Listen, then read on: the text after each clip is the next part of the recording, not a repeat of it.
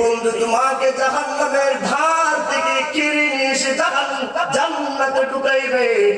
এই বন্ধু যখন তুমি পাইবা না, তখন তুমি বুঝবে দুনিয়ার জমিনে কাদের বন্ধু দরকার ছিল। কথা কোন ঠিক কিনা?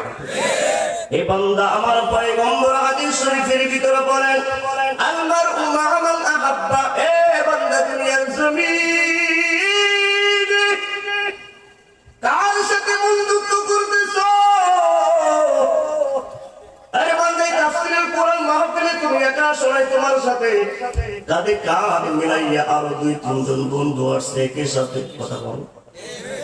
কিন্তু বান্দা তুমি ডান দিকে তাকাইয়া দেখো যে 5 জন বন্ধু তোমরা একে